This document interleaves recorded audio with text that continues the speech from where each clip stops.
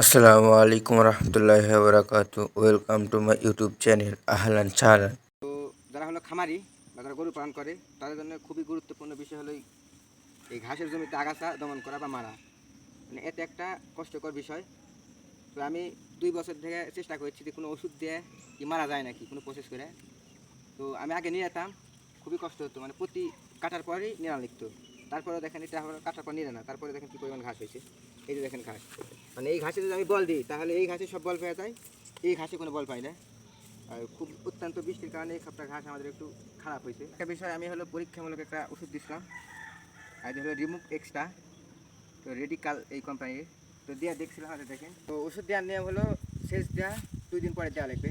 তো আমি হলো বৃষ্টির পরে 2 দিন পরে দিয়েছিলাম, দেখেন মাসাল্লাহ ভালোই মরছে। তো পরীক্ষামূলক আমি এই 3 বিয়েতে দিয়েছিলাম 100 করে, যে আসলে ঘাস মরে কি মরে না, আগাছা মরে না কি মরে দেখার জন্য দিয়েছিলাম। দেখেন না, আগাছাগুলো মরছে, এই ঘাসের কোনো ক্ষতি হয় নাই।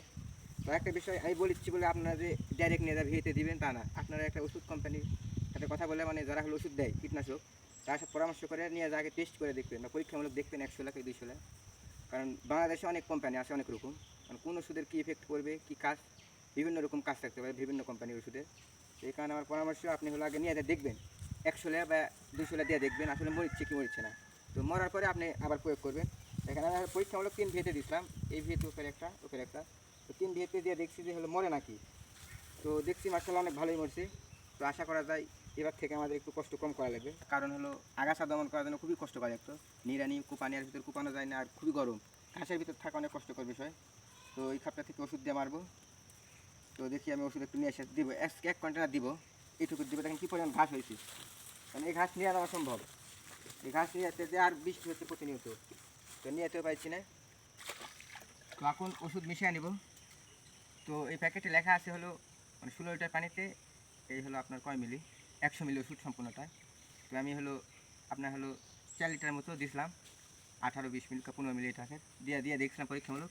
তো যে ওষুধে কম, মানে যে ওষুধের গায়ে লেখা আছে কত দেওয়া লাগবে ওই পরিমাণে দিবেন। বিসমিল্লাহ।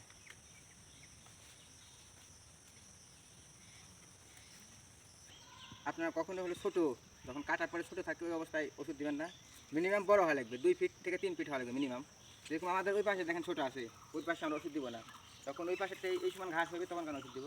কারণ ওই অবস্থায় দিলে আপনার হলো ডিপি যেটা আসছে বা ঘাস যেটা বাড়াইছে নতুন করে এটা সম্পূর্ণটা মারা দেবে। এই কারণে একটু বড় হওয়ার পরে এখানে দেওয়া লাগবে। আর দেওয়ার নিয়ম ঘাসের আগাতে ফেলবেন না, এভাবে গুঁড়াতে দিবেন, এভাবে পুষাইরে দেয়।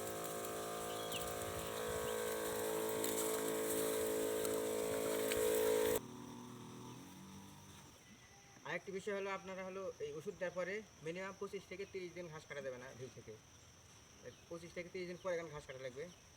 আমার কাছে মনে হয় যখন ঘাস কাটবেন কাটার মিনিমাম 15 থেকে 10 থেকে 15 দিন পরে যদি ওষুধ দেন তাহলে ভালো হইবে, তাহলে আপনারা শিডিউলটা মানে মেনটেন হইবে। মানে ওষুধ দেওয়ার পরে 25 থেকে 30 দিন ঘাস কাটা যাবে না জমি থেকে টোটালি। আর আমরা বলছি কেউ প্রথমে নিয়ে আসে ডাইরেক্ট ওষুধ দেবেন না, প্রথমে নিয়ে আসে পরীক্ষামূলক 100-200 দিবেন, তারপর এখান পরবর্তীতে আপনি হলো গোটা ভিউ দিতে পারবেন। কারণ অন্যান্য কোম্পানি অন্যান্য হতেও পারে, কারণ কোন ওষুধের কী এফেক্ট করবে তা তো আমরা জানি না, অত অভিজ্ঞতা মানুষ আমি না। তো আপনি আসলে প্রথমে নিয়ে এসে দেখবেন টেস্ট করে যে আসলে মরিচ্ছে কী হচ্ছে। ঘাস অন্যান্য ওষুধের দেখা যায় ঘাসও মরে যেতে পারে, এখানে প্রথমে নিয়ে এসে 100 টাকা 200 দেখবেন, তারপরে আপনি গোটা ভিউ দিতে পারবেন। সকলে ভালো থাকবেন, সুস্থ থাকবেন, আল্লাহ হাফেজ।